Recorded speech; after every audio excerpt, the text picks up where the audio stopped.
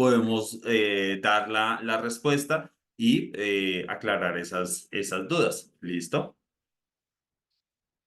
Entonces, si les parece, vamos iniciando. A ver, ponemos esto ahora.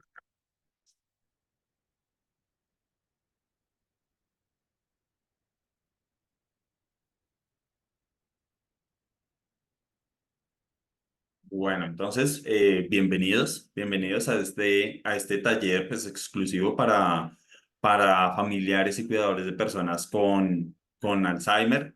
Mi nombre es Daniel Villamil, soy máster en neuropsicología clínica y el día de hoy vamos a abordar lo que tiene que ver con la enfermedad de Alzheimer como tal, lo que incluye pues las fases, un poco de las posibles causas y el tratamiento en términos generales. La idea es que nosotros podamos tener un conocimiento, así sea general, del diagnóstico de nuestro familiar, sobre todo porque este conocimiento nos va a permitir tanto ajustar nuestras expectativas como poder prepararnos para abordar, digamos, situaciones que se puedan presentar a lo largo de la vida y pues los cuidados que se requieren. Entonces, vamos a iniciar. Bueno, vamos a iniciar. Cuando hablamos de la enfermedad de Alzheimer, antes de abordar como tal el diagnóstico, vamos a abordar lo que tiene que ver con el envejecimiento.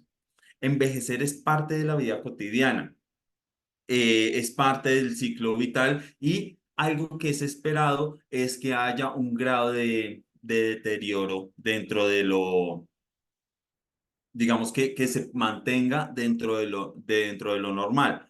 Uno de los temores que suelen presentar las personas cuando empieza la adultez mayor es esta sensación de pérdida de rendimiento. Y empiezan a aparecer los mitos de, mira, ya, yo creo que ya me empezó a dar Alzheimer. Y entonces empieza toda esta asociación de la pérdida de capacidad, de qué va a pasar conmigo, con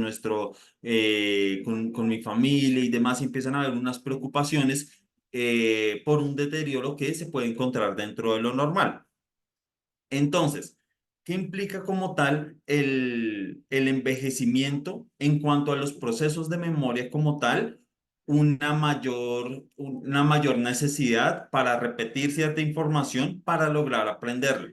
Entonces, en el envejecimiento normal no hay como tal una pérdida de memoria, sino que nosotros tenemos que repasar un poquito más para asimilar la información.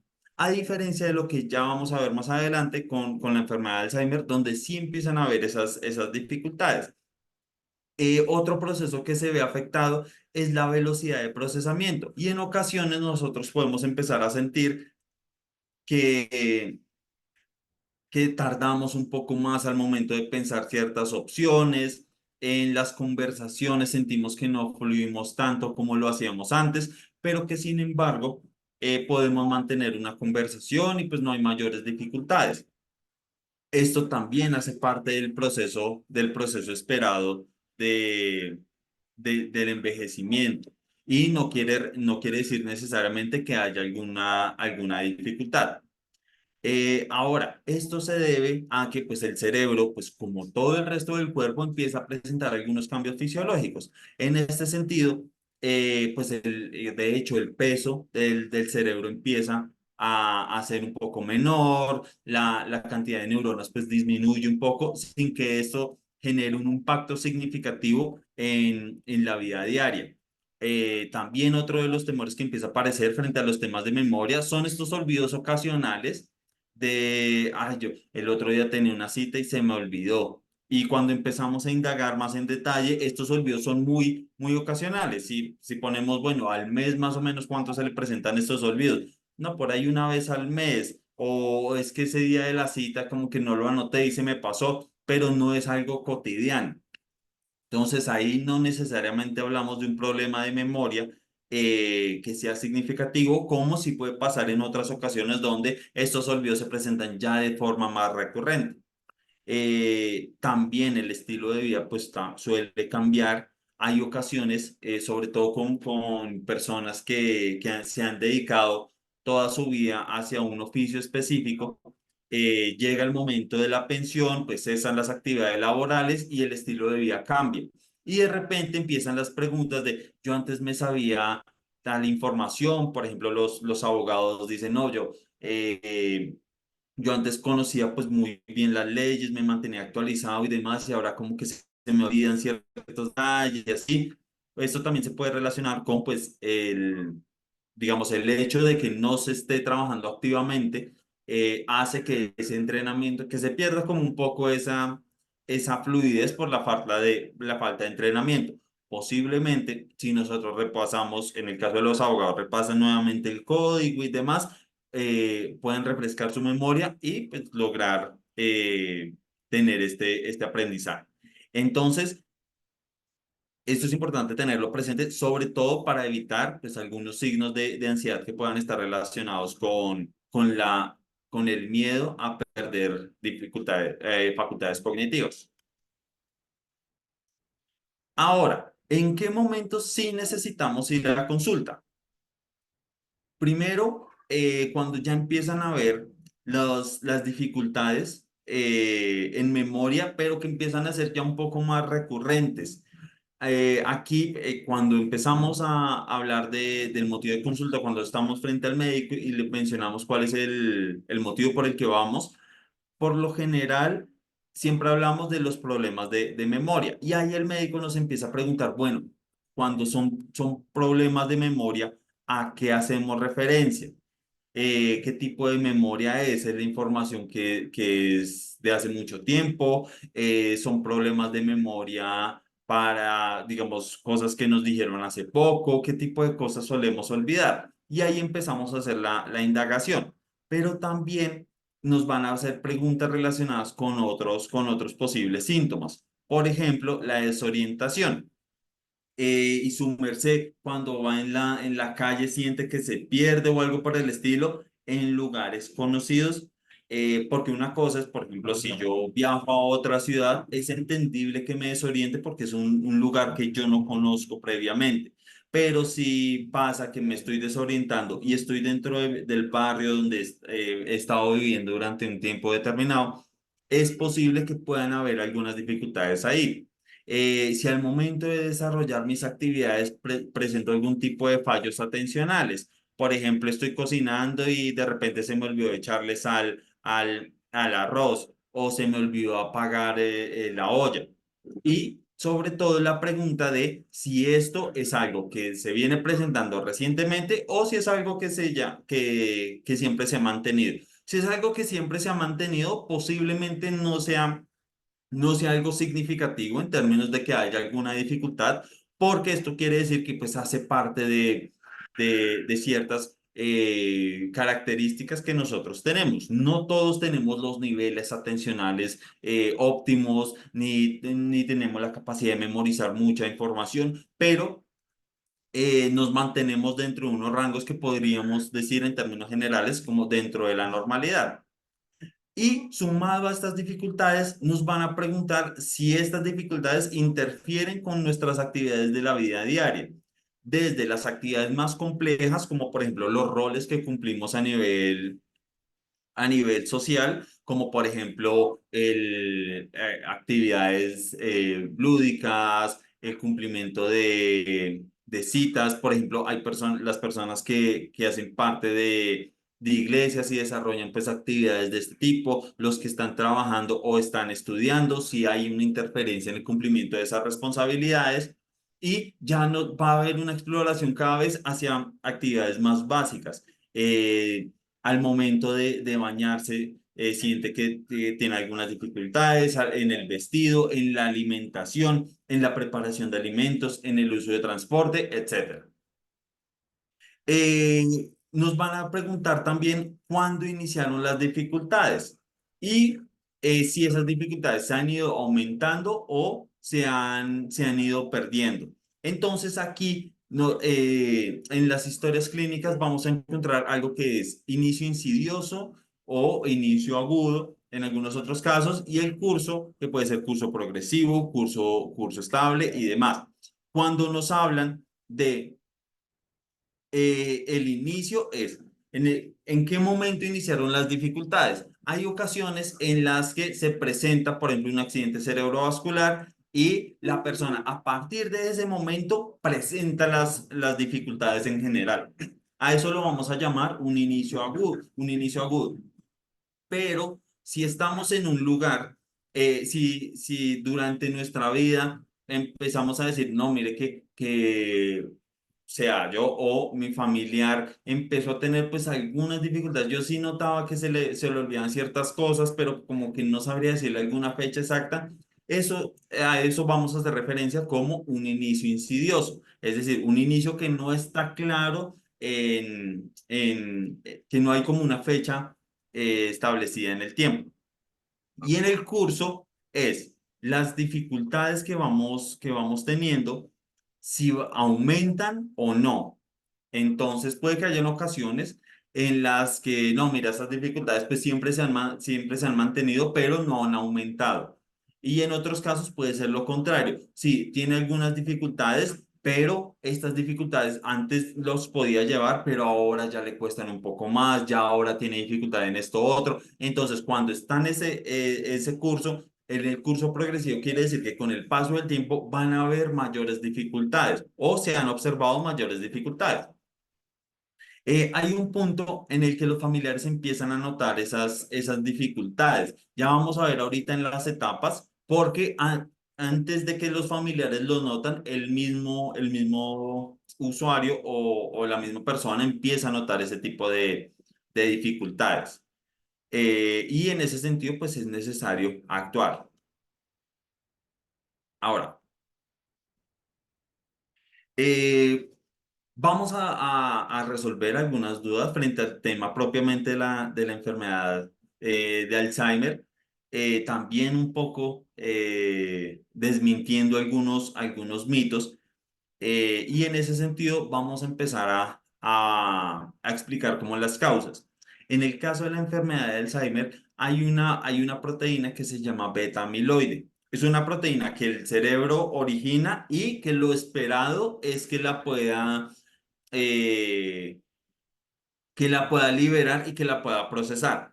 En el caso de las personas con la enfermedad de Alzheimer, esta proteína no logra ser procesada de forma adecuada. Es decir, no es una proteína que esté en algún alimento ni nada por el estilo. Es una proteína que produce el organismo, que produce el propio cerebro, pero que en el caso de las personas con Alzheimer no logra liberar de forma adecuada. Entonces, esta proteína se va acumulando.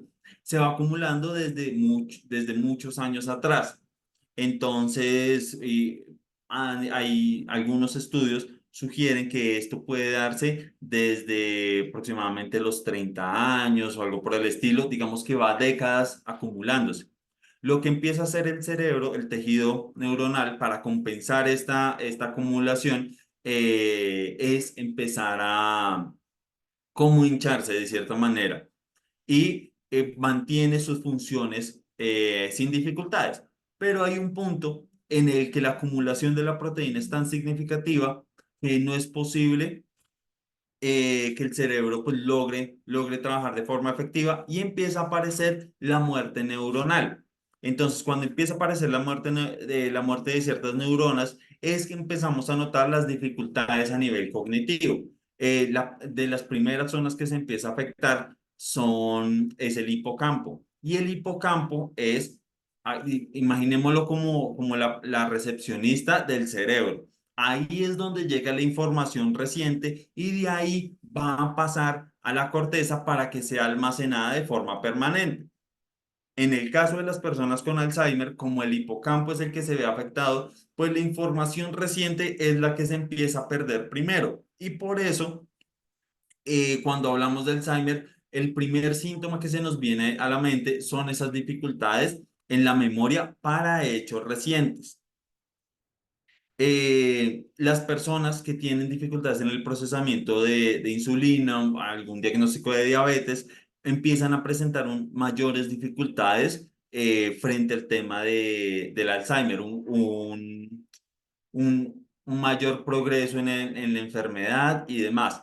Y ahora, como resultado de esto, va a haber un diagnóstico que se llama trastorno neurocognitivo mayor.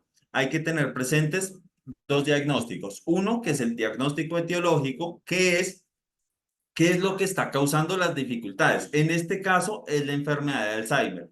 Y el otro es el diagnóstico sindrómico, que es como resultado de esta enfermedad, ¿qué perfil es el que vamos a tener? Y en el caso de las personas con Alzheimer y en general con las personas con un deterioro cognitivo, vamos a hablar de un un trastorno neurocognitivo mayor, porque este puede ser trastorno neurocognitivo mayor por enfermedad de Alzheimer o por enfermedad de Parkinson o por degeneración global frontotemporal. Entonces, la causa puede ser diferente, pero en términos generales, vamos a hablar de trastornos neurocognitivos mayores. Ahora, algunos factores que pueden influir en que se desarrolle la enfermedad de Alzheimer pueden incluir los factores hereditarios. Si tenemos en nuestro árbol genealógico familiares que tengan la enfermedad de Alzheimer, posiblemente haya un mayor porcentaje de probabilidades de que se desarrolle la patología, pero no es determinante. Aquí también van a haber algunos factores que van a influir para que se manifieste la enfermedad o no. Entre ellos están pues los hábitos de vida. Esto que nos repiten constantemente de una alimentación sana, una actividad física moderada, la estimulación cognitiva a través de aprender constantemente cosas nuevas, de leer, realizar actividades que nutran el cerebro. Este tipo de hábitos pues son factores protectivos y hay personas que no los mantienen a lo largo de su vida y cuando se desarrolle la patología, lo que va a empezar a pasar es que el progreso de la enfermedad va a ser más rápido porque no están esas bases. Lo que mencionábamos, el déficit del procesamiento de insulina puede hacer que que en caso de que se manifieste la enfermedad, se presente con mayores dificultades. Y algunos factores ya relacionados con el manejo de las emociones también pueden ser muy complejos. Por ejemplo, pueden agravar la sintomatología, eh, que aquí es donde entra el tema del estrés. Cuando nosotros nos estresamos, liberamos cortisol. El cortisol, pues, es un neurotransmisor que nos ayuda a activar nuestro cerebro y a como mantenerlo alerta ante posibles, digamos, posibles situaciones de peligro y demás. Cuando mantenemos ese estado de forma muy constante y el cortisol permanece mucho tiempo en el cerebro, empieza a generar algunas afectaciones. Y esto hace que en caso de que se presente la enfermedad de Alzheimer, pues las dificultades se puedan acentuar más. Ahora, para evaluar la presencia de un posible deterioro, vamos a tomar en cuenta tres elementos fundamentales. Uno, que es la conducta. En cuanto al estilo de vida, si se han presentado conductas particulares en la persona, de repente alguna tendencia a presentar comportamientos más imprudentes, sintomatología depresiva, la habilidad emocional, esto que mencionamos oye, de la nada pues empezó a llorar como sin motivo aparente o que esté de repente más irritable del usual, digamos, todo este tipo de cambios, incluso alguna tendencia al aislamiento y demás. Esto lo vamos a hacer en la valoración, vamos a explorar estos aspectos. Los niveles de independencia, qué tan independiente está siendo para las actividades de la vida diaria y si este nivel de independencia comparado con lo que pasaba anteriormente, pues ha disminuido o no. Por ejemplo, hay personas que en la exploración decimos, bueno, y en cuanto a la preparación de alimentos, ¿lo puede hacer solo o requiere apoyo? Y dicen, no, pues que él siempre ha requerido apoyo. Ah, quiere decir que en este caso no hay un deterioro, porque nunca ha desarrollado pues esta habilidad, entonces pues no representa como tal una dificultad. Pero si hablamos de una persona que, oye, y frente a las actividades de la vida diaria, no, mira que antes cocinaba muy bien y lo hacía perfecto y ahora está teniendo dificultades y ahora hay que estar atentos porque se le puede quedar un poco comprendido o algo por el estilo. Ahí sí podríamos estar hablando de unas posibles dificultades. Y a nivel cognitivo, aquí entra la evaluación neuropsicológica. Nosotros, para determinar que una persona sí tiene dificultades clínicamente significativas, aplicamos una serie de pruebas que están estandarizadas y las puntuaciones se comparan con algo que se llaman baremos. Esos baremos es una lista en donde los estudios previos nos han indicado que personas de tal rango de edad que puntúan, que lo esperado es que este grupo de personas de esta edad y de esta escolaridad puntúen tanto en esta prueba para considerar que están dentro de lo normal. Y a partir de esta puntuación podríamos empezar a hablar de algunas dificultades que denominaremos como clínicamente significativas. Por ejemplo, tenemos una lista de palabras y llega una persona de 20 años y de la lista de palabras, digamos que la lista son 16 palabras y nos dijo 12 palabras. Revisamos los baremos. Esto es un ejemplo, no quiere decir que en realidad sea así, pero por dar un ejemplo, puede que la persona de 20 años que nos dio 12 palabras de 16 hagamos la puntuación y digamos, uy, esto está debajo de lo que se esperaría para su edad. Pero si una persona de 80 años nos logra dar 12 palabras de las 16, posiblemente los baremos para personas de 80 años nos digan, ah, mire que para su edad está dentro de lo normal. Entonces, ahí es donde vamos a determinar a nivel cognitivo si están o no están esas dificultades y en qué grado de severidad. Y con estos tres elementos en conjunto, los vamos a comparar en el caso exclusivo de la enfermedad de Alzheimer con la escala de deterioro global o el GDS. Entonces ya vamos a ver a qué hacemos referencia con el GDS. Aquí el GDS tiene 7 niveles. Desde el nivel 1, que en este caso es cuando no hay dificultades, en las evaluaciones no se logra identificar alguna dificultad puntual frente al tema de almacenamiento de información. Posiblemente en el organismo sí esté la acumulación de la proteína, de la beta amiloide y de la proteína tau, pero que no estén generando el daño significativo para empezar a presentar afectaciones a nivel cognitivo. En ese sentido, una persona en un GDS1 pues conserva sus procesos cognitivos y sus niveles de independencia. Ahora, en el GDS2, aquí va a aparecer un diagnóstico que se llama deterioro cognitivo leve. Quiere decir que en la valoración neuropsicológica se encuentra solamente un proceso afectado. En el caso de la enfermedad de Alzheimer, el primer proceso que se tiende a ver afectado es la memoria para hechos recientes. Eh, En ese sentido, pues vamos a empezar a abordarlo. Los niveles de independencia, eh, digamos que empiezan a verse afectados, pero la misma persona logra compensar. Entonces empezamos a notar que nuestro familiar de repente empieza a notar las cosas para ir al supermercado y uno dice, ve, pero eso antes no lo hacía. Está leyendo un libro y resulta que ahora dobla la hojita para acordarse cuál página era. Antes no era necesario que hiciera eso. Entonces son compensaciones que la misma persona se empieza a dar cuenta que tiene las dificultades y empieza a hacer esta compensación. Aquí es importante tener presente el hecho de que personas en GDS2 y GDS3 puede que estén conscientes de las dificultades y empiecen a presentar algún tipo de sintomatología depresiva. Empiecen a estar un poquito más aislados, en algunos casos incluso un poco más irritables por la misma como conciencia de esas dificultades que están percibiendo. En el GDS3, aquí ya vamos a empezar a hablar de un trastorno neurocognitivo mayor, leve, que a diferencia del GDS2 ya hay más procesos que se empiezan a ver comprometidos. Entonces, en este sentido, ya no solamente empiezan a aparecer problemas en cuanto a la memoria, sino también dificultades en cuanto a la atención.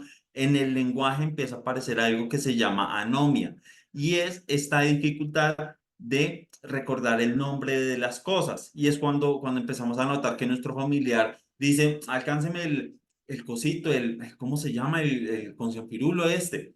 Ese tipo de expresiones, cuando ya empiezan a ser muy comunes, podemos empezar a hablar de unas posibles dificultades en la denominación cuando es muy seguido. Esta aclaración es porque este tipo de situaciones sí nos pueden ocurrir de forma ocasional en la vida cotidiana, sin que eso represente algún tipo de diagnóstico. Ya hay procesos, por ejemplo, como empieza a afectarse el tema del lenguaje, la fluidez verbal ya nos empieza se empieza a ver comprometida. Y es cuando empezamos a tener dificultades en cuanto a la conversación, de repente se queda callado un poquito más de tiempo, le cuesta eh, hablar pues de forma más fluida a comparación de cómo lo hacía antes. Las actividades instrumentales de la vida diaria se empiezan a ver afectadas. Entonces, el uso de transporte público ya hay que acompañarlo por el miedo a que se pueda perder o incluso hay familiares que ya han tenido ese susto de que, uy, mire que se bajó en la parada que no era y que eso no era usual anteriormente. Al momento de solucionar problemas ya les empieza a costar un poquito más y empieza a aparecer algo que es como una sensación de suspicacia, que más adelante va a desarrollar un síntoma que suele ser relativamente común en personas con la enfermedad de Alzheimer. Pero empieza a haber como cierta suspicacia, cierta sospecha, pero como en general. En el GDS4 vamos a hablar de un trastorno neurocognitivo mayor moderado. Aquí ya empezamos a ver que hay dificultades en cuanto a la velocidad de procesamiento. Ya la respuesta al momento de hacerle preguntas suele tardar mucho más. La atención sostenida se empieza a ver afectada y esto hace que el seguimiento de las conversaciones empiece a perder un poco. La comprensión y la expresión del lenguaje también se ven afectadas. Hay familiares que lo logran mimetizar un poco a través de la respuesta formal que entonces decimos, no, pero mire que le entiende y demás. Entonces le pregunto, estamos en la conversación y le decimos, bueno, ¿y cómo le ha ido hoy? Bien, gracias a Dios. Ay, pero mire que sí me está entendiendo. No necesariamente, eso puede ser más un tema de lenguaje automático o la formalidad. O le empezamos a contar, mire, abuelo, mire, papá, que me pasó tal cosa y esto y en el trabajo tal. Y dice, pues sí, mi hijo, son cosas que pasan. Ay, pero mire que sí me entendió. No necesariamente, puede que sea una respuesta formal que esté presentando, pero que al momento de indagar sobre, ve, ¿y qué fue lo que yo le comenté o qué opina? Una opinión un poco más compleja al respecto, puede que no nos la pueda dar. Ya empiezan a aparecer dificultades en las actividades básicas del cuidado y aparece algo que se llama apraxia del vestir.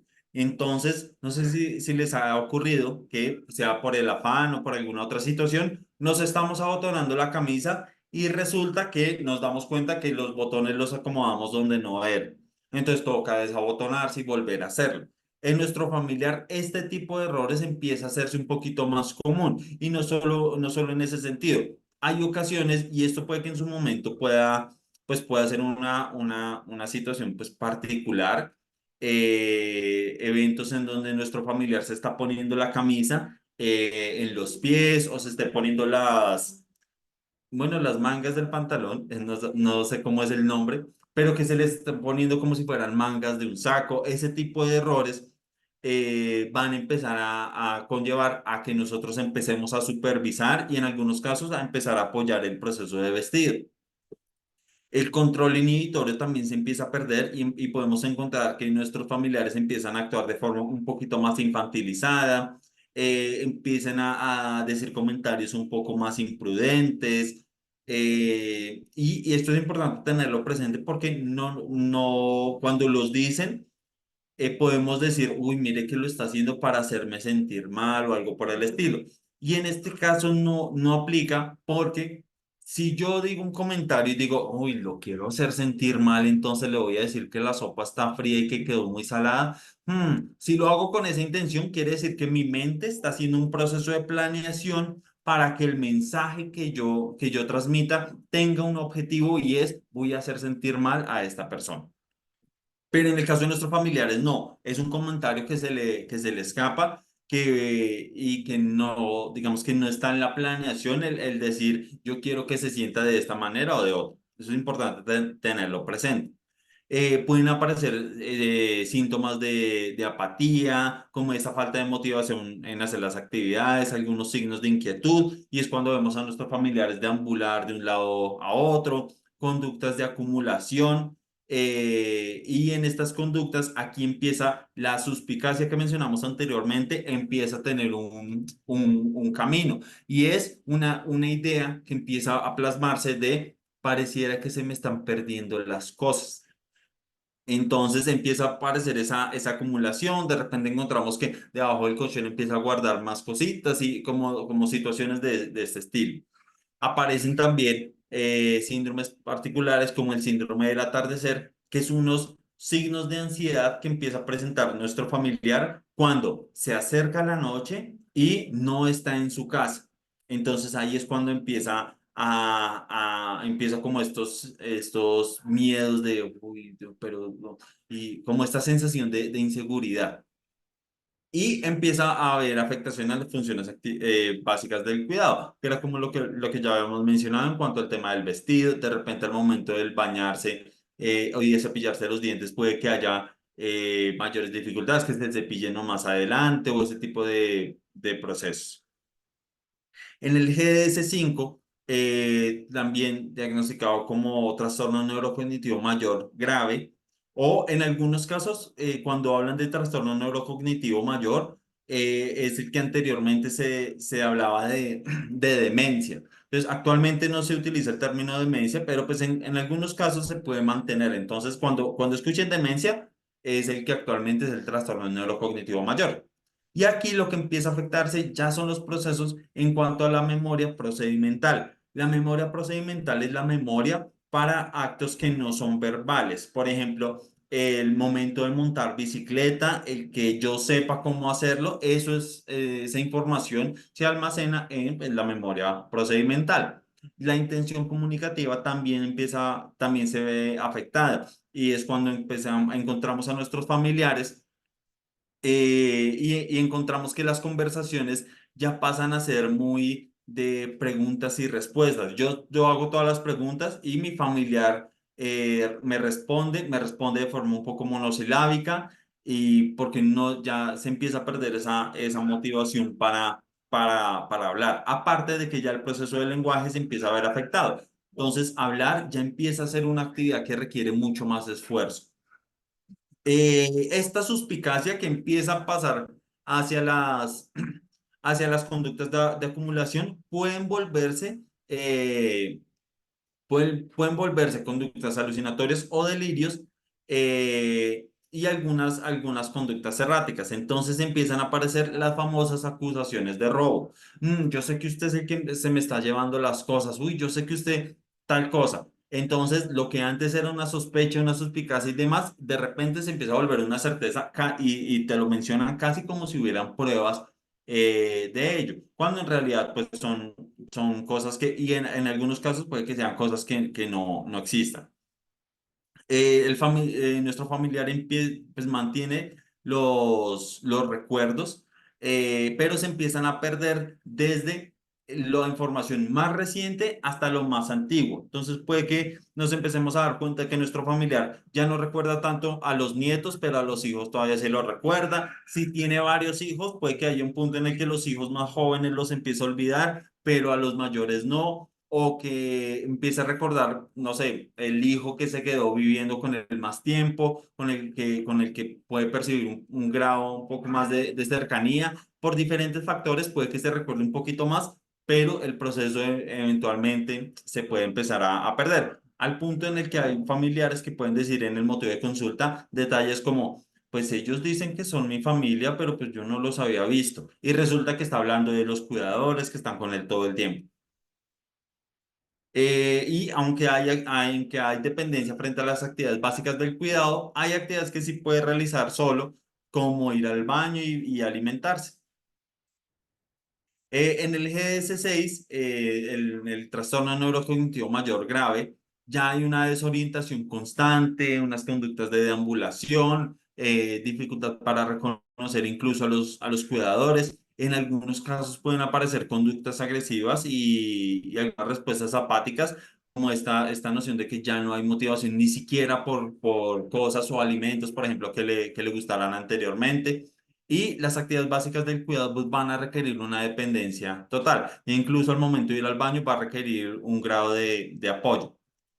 Y en el GDS7, el trastorno neurocognitivo mayor severo, aquí ya empiezan a haber dificultades en las que se va a incluir la falta de respuesta al entorno, la pérdida de control de los movimientos, mayor rigidez y va a haber una dependencia total. Aquí la intervención pues va a ser muy diferente porque va a implicar unos ejercicios en donde nosotros vamos a hacer un apoyo más significativo, diferente a la intervención que nosotros conocemos en donde se hace el proceso de estimulación cognitiva, donde se motiva al usuario a hacer ejercicios. En este caso, nosotros vamos a hacer gran parte de esa intervención.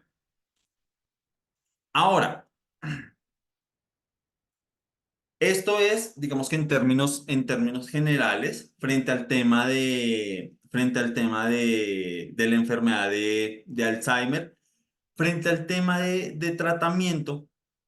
El tratamiento en personas con Alzheimer se enfoca en tres objetivos principales.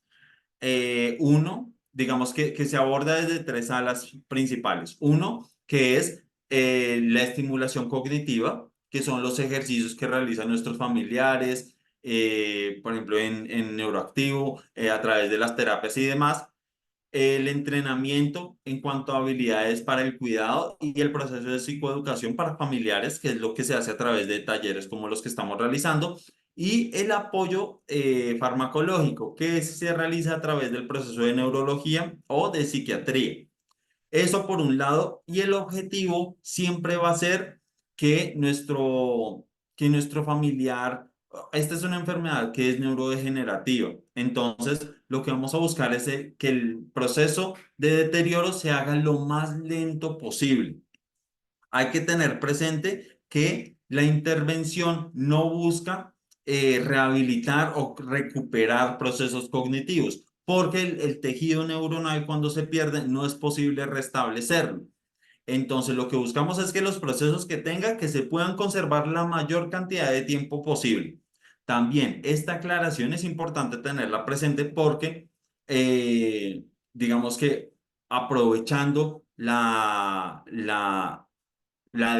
desesperación que puedan tener algunos de nuestros familiares, que podamos tener ante el diagnóstico y demás, aparecen pues estas publicaciones de, mire este medicamento que cuesta muchísimo dinero, este tratamiento experimental que se hace en Estados Unidos y demás, y que resulta ser muy costoso, nos da ese tipo de promesas, invertimos nuestro dinero y pues no solamente quedamos no obtenemos los resultados, sino que además nos podemos meter en incluso problemas tanto económicos como de tipo familiar, justamente por buscar una respuesta que pues, en este caso no es posible que se pueda brindar. Entonces, sé que quedan algunas dudas ya en cuanto al tema de manejo. Este taller este, digamos, taller de inicio, por lo general, cuando hacemos los talleres, iniciamos con este. Es más de tipo informativo y ya más adelante vamos a poder hacer talleres enfocados en las habilidades prácticas. El objetivo no es solamente que ustedes, digamos, cuando presenten las situaciones